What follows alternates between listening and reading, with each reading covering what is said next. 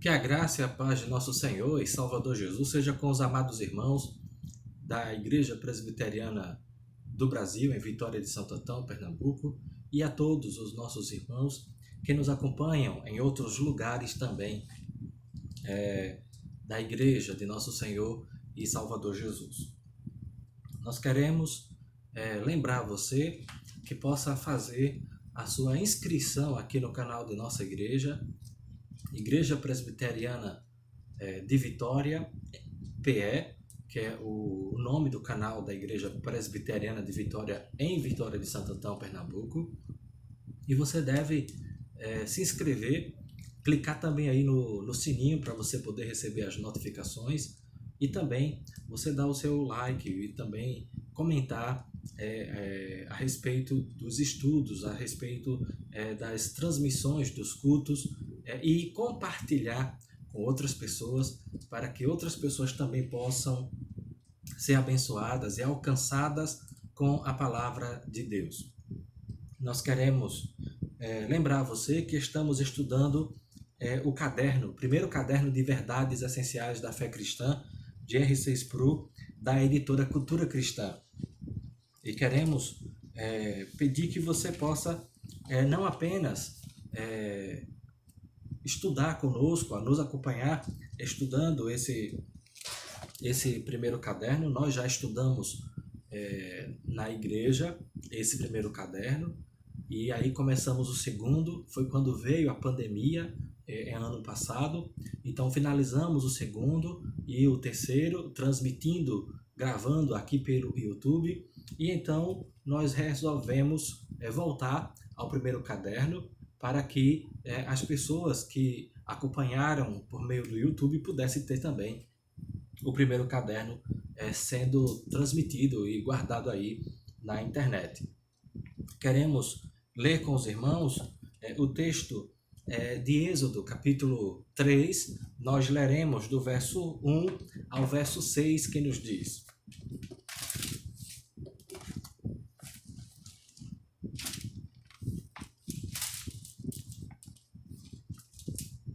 Apacentava Moisés o rebanho de Jetro, seu sogro, sacerdote de Midian, e levando o rebanho para o lado ocidental do deserto, chegou ao monte de Deus, a Horebe. Apareceu-lhe o anjo do Senhor, numa chama de fogo no meio de uma sarça. Moisés olhou, e eis que a sarça ardia no fogo, e a sarça não se consumia. Então disse consigo mesmo: irei para lá e verei essa grande maravilha, porque a sarça não se queima. Vendo o Senhor que ele se voltava para ver, Deus, do meio da sarça, o chamou e disse: Moisés, Moisés. Ele respondeu: eis-me aqui. Deus continuou: não te chegues para cá. Tira as sandálias dos pés, porque o lugar em que estás é terra santa. Disse mais: eu sou o Deus de teu pai, o Deus de Abraão, o Deus de Isaque e o Deus de Jacó. Moisés escondeu o rosto porque temeu olhar para Deus. Meus irmãos, vamos à presença de Deus em oração, vamos buscar, pois, a esse Deus que é santo. Bendito Deus, eterno Pai que está nos céus, muito obrigado, Senhor, por esse dia que o Senhor fez e nos deu. Muito obrigado pelo privilégio, a oportunidade que o Senhor nos concede de podermos não apenas ter a oportunidade de estudar e ler Tua Palavra, mas de poder compartilhar um pouco das verdades das Escrituras, das verdades essenciais da fé cristã com outras pessoas, para que elas igualmente possam também crescer, serem edificadas, fortalecidas, em nome de nosso Senhor Jesus. Olha para nós, tenha o Senhor misericórdia e piedade de nossas vidas. Em nome de Jesus Cristo, teu Filho, nosso Salvador, é o que rogamos a Ti agradecidos. Amém. Meus queridos, nós temos diante de nós o tema a santidade de Deus. E aí R6 Pro, o autor desse caderno, desse pequeno livro, Ele diz que a primeira oração que ele aprendeu quando era criança foi uma simples ação de graças à mesa da refeição.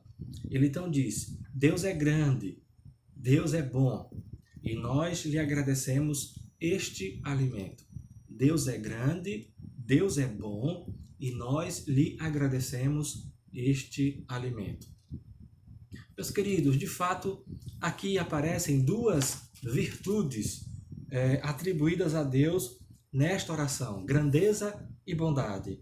Elas podem ser definidas com uma única palavra na Bíblia: santo. Então, a bondade de Deus é santa e a grandeza de Deus é santa. Quando nós falamos da santidade de Deus, costumamos associá-la quase que exclusivamente com a sua pureza e justiça. Mas a santidade de Deus, ela está associada com todos os seus atributos. Todas as qualidades divinas, elas são santas. Então, o amor de Deus é santo, a misericórdia de Deus é santa, a justiça de Deus é santa, a bondade de Deus é santa, a paciência de Deus, a longanimidade de Deus é santa, a benignidade de Deus é santa, a onipotência de Deus é santa, a onisciência de Deus é santa. E assim, todos os demais atributos, eles são santos. Mas nós quase que exclusivamente, quando falamos de santidade divina, associamos apenas a pureza e justiça. Certamente, a ideia de santidade, de fato, ela contém essas duas virtudes, mas elas não são o significado primário de santidade. Vamos lá. A palavra bíblica santo tem dois significados distintos. A palavra bíblica santo tem dois significados distintos. Primeiro, o significado primário é separação ou distinção. Separação ou distinção. Quando dizemos que Deus é santo, nós chamamos a atenção para a profunda diferença que existe entre ele e todas as criaturas. Então, quando nós afirmamos Deus é santo, nós estamos falando de uma distinção qualitativa entre Deus e as criaturas. Nós geralmente nos referimos, quando falamos que Deus é santo, inicialmente, de forma primária, à majestade transcendente de Deus. Deus é, como diz Rodolfo Otto, Rodolfo Otto diz que Deus é o grande, é o santo, o grande outro, né? E Deus é o santo, e a gente precisa ter esta compreensão da transcendência de Deus, é a sua augusta superioridade em virtude do que Deus é digno e também ele é digno de toda honra, de toda glória, de toda reverência, de toda adoração, de todo louvor, porque Deus é o santo, transcendentalmente santo. Deus é tão santo, diz as Escrituras, ele é tão puro de olhos que não pode ver o mal, porque Deus é santíssimo, puríssimo. Em virtude dele ser santo, ele também é distinto ou diferente de nós em sua glória. Então Deus é separado, transcendentalmente santo, separado do mal, separado dos pecadores. A sua majestade é transcendente, de forma que ele é digno de honra, de glória, de louvor e de adoração, porque ele é santo. Ele é distinto, diferente de nós em sua glória, em sua natureza. Quando a Bíblia fala de objetos santos, de pessoas santas ou de um templo santo, ela se refere a coisas que foram postas à parte, a coisas que foram separadas do uso comum e foram consagradas.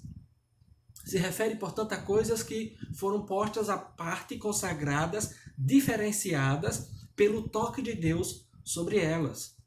Então, o solo, por exemplo, onde Moisés estava em pé, perto da sarça ardente, era um solo santo, porque Deus estava presente ali de uma maneira especial. Portanto, aquele lugar era santo, porque Deus estava presente de forma especial. Deus tocou o chão daquela terra, Deus tocou o chão daquele monte e, portanto, aquele monte, aquela terra era santa.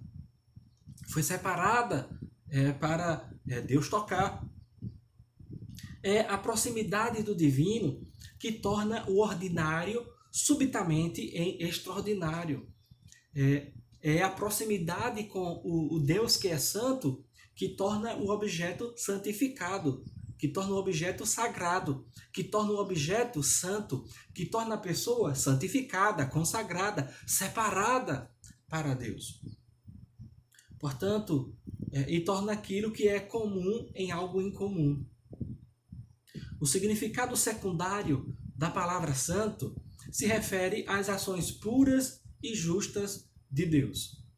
O primeiro significado refere-se à separação e distinção. Deus é distinto de nós. Ele é o santo. Deus está separado de nós. Ele não pode contemplar o mal, nem tem relação, nem tem comunhão com pecadores.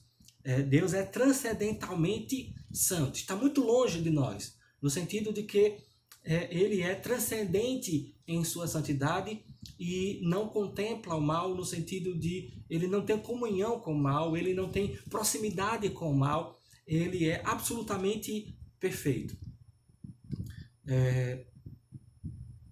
Tem a ver, como eu disse, com relação à distinção. Deus é diferente de nós e a separação. Objetos podem ser chamados de objetos santos, sagrados, por causa do uso que ele agora tem. Algo que antes era comum e foi posto, foi consagrado, foi separado para um santo uso. Então, você compra um terreno, a igreja compra um terreno, e naquele terreno ela vai construir o templo. E antes de construir o templo, fazemos então um culto de ação de graças, onde consagramos e colocamos a pedra fundamental daquele templo ali nos fundamentos do templo. Portanto, aquele terreno e aquela construção, aquele prédio que ali será feito, ele deixa de ser um prédio qualquer para ser um prédio dedicado ao uso da casa de Deus, ao uso para os cultos dos servos de Deus, ainda que Deus não esteja preso a nenhum templo, mas aquele templo, aquele espaço foi consagrado, foi dedicado, foi separado para um uso exclusivo, para um uso separado para Deus. Portanto, deixa de ser um prédio qualquer e se transforma num prédio sagrado, no sentido de um templo para a adoração, para o culto ao Senhor. Nós também observamos, especialmente o Antigo Testamento, quando se oferecia algum objeto a Deus, algum utensílio que deveria ser usado na casa de Deus, no santuário ou no templo, aquele objeto ele era consagrado, passava por uma cerimônia de consagração para o santo uso na casa do Senhor. E, portanto, aquele objeto, fosse de prata, de ouro, ele era retirado do uso comum para ser usado na obra de Deus, no caso, no templo, no santuário, no tabernáculo, no culto a Deus.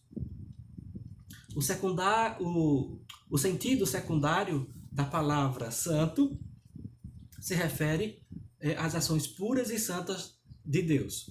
Isso quer dizer que Deus faz sempre o que é certo. Deus faz sempre o que é certo, o que é correto, o que é justo. Ele nunca faz o que é errado. Deus nunca erra.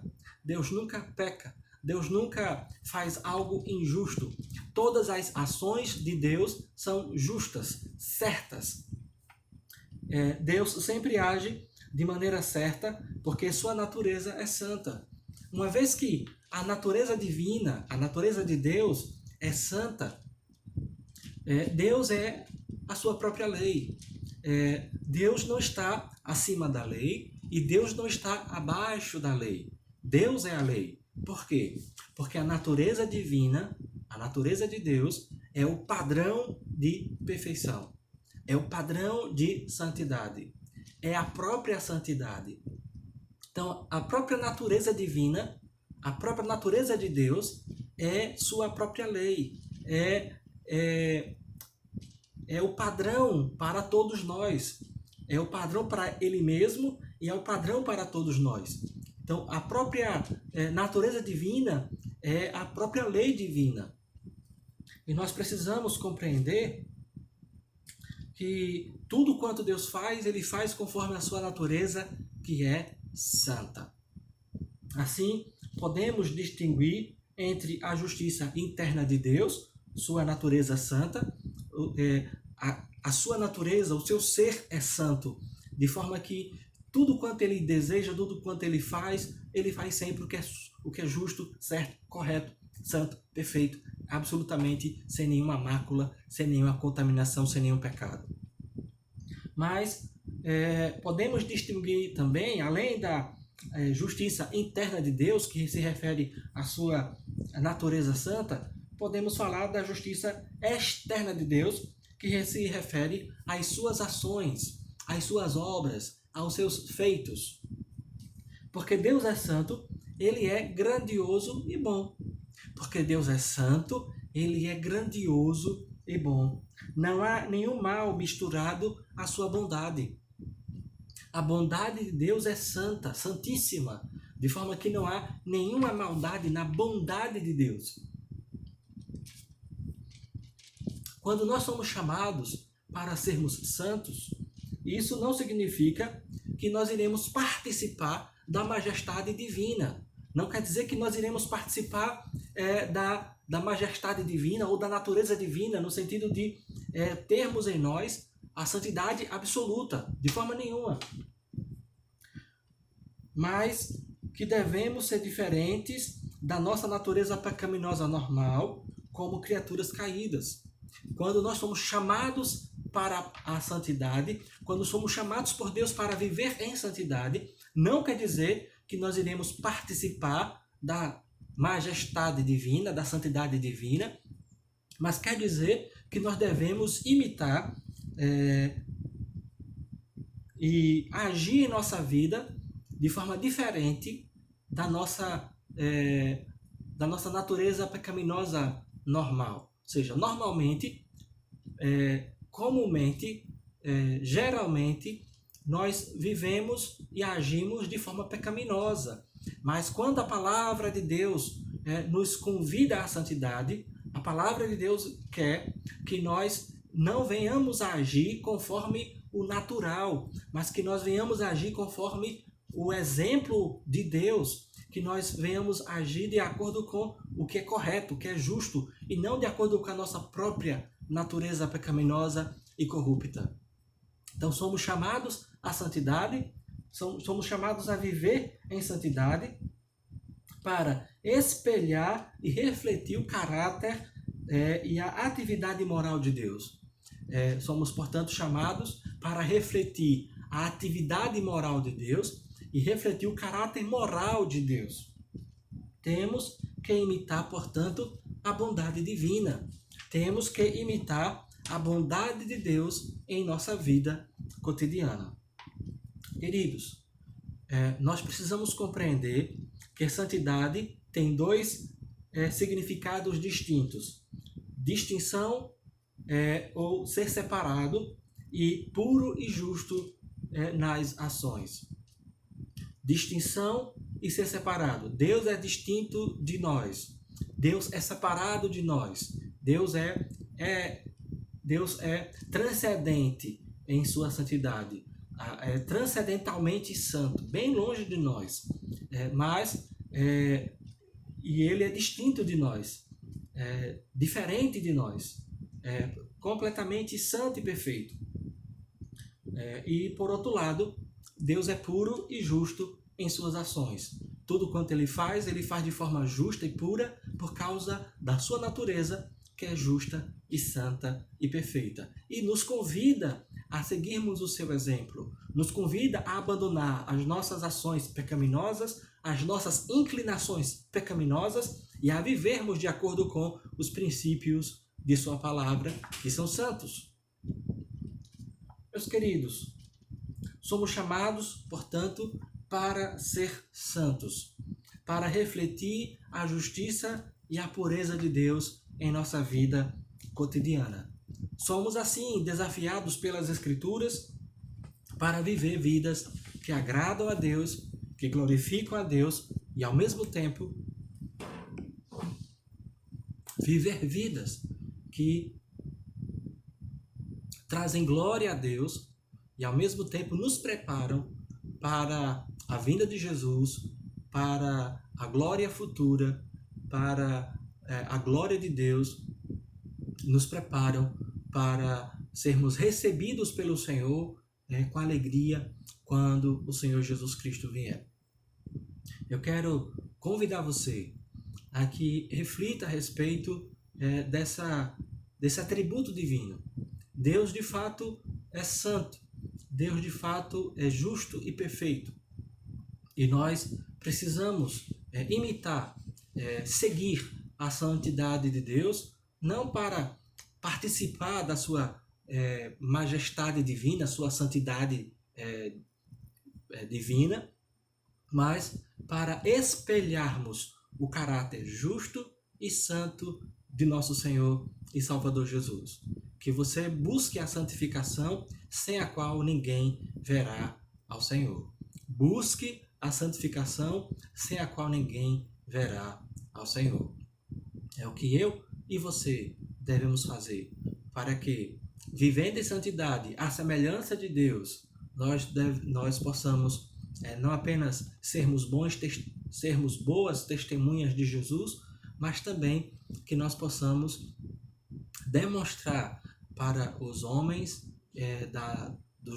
que estão e que moram e que vivem em nosso entorno, demonstrar a santidade de Deus através e por meio de nossas vidas, para que as pessoas compreendam: Deus é santo, Deus é justo, Deus é perfeito, e Ele requer que eu e você hajamos, nos comportemos, nos conduzamos em nossas vidas à sua semelhança. Como disse o apóstolo Paulo: sede, pois, imitadores de Deus como filhos amados. Nós somos filhos de Deus e nós devemos viver então como nosso Pai. Os filhos geralmente imitam os seus pais e nós devemos imitar ao nosso Deus, porque Ele é o nosso Pai que está nos céus, Ele é santo e Ele quer que nós sejamos santos. O apóstolo Mateus, no seu evangelho, ele diz: sede, pois, imitadores de Deus como filhos amados. Ou ele diz que sede, pois, santos, como é santo o vosso Pai que está nos céus. Que nós possamos agir desta maneira, agir em santidade em nossa vida cotidiana, para que Deus seja engrandecido, glorificado, bendito, e nós possamos, como já falei, nós possamos demonstrar para as pessoas que moram em nosso entorno, demonstrar para elas, viver diante delas essa santidade divina, para que Deus seja glorificado em nossas vidas e elas possam também reconhecer a santidade de Deus, fazendo diferença em nossa vida cotidiana. Porque todos nós somos pecadores, mas devemos espelhar a santidade de Deus.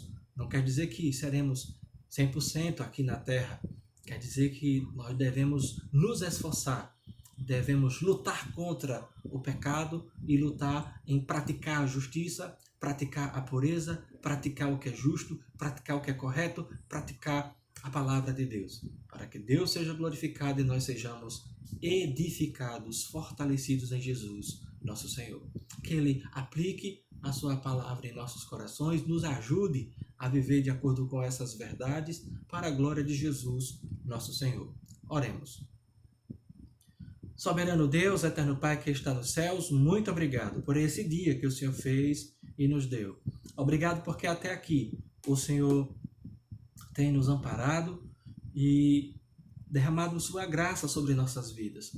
Toma, pois, não apenas a nossa Igreja Presbiteriana do Brasil, mas toma todo o teu povo espalhado sobre a face da terra, usa de misericórdia, de compaixão, de piedade para conosco, usa de misericórdia para com as nossas vidas e vem falar aos nossos corações em nome de nosso Senhor Jesus. Te pedimos que o Senhor esteja agindo em nossas vidas, operando em nossos corações e nos dando tua graça e favor, em nome de Cristo Jesus, nosso Redentor. Abençoa a nossa cidade, o nosso estado, o nosso país, faz com que os laboratórios possam produzir aos milhões de doses das vacinas e possam entregar ao nosso país, e que os nossos governantes municipais e estaduais possam realizar a imunização de toda a população o quanto antes, para que possamos voltar às nossas vidas cotidianas como outrora. Senhor, nós todos, eu e meus irmãos, carecemos, precisamos do Senhor, de Tua graça, de Tua intervenção em nossas vidas, em nossa história. Por isso te pedimos, se conosco, em nome de Jesus, nosso Salvador. Amém.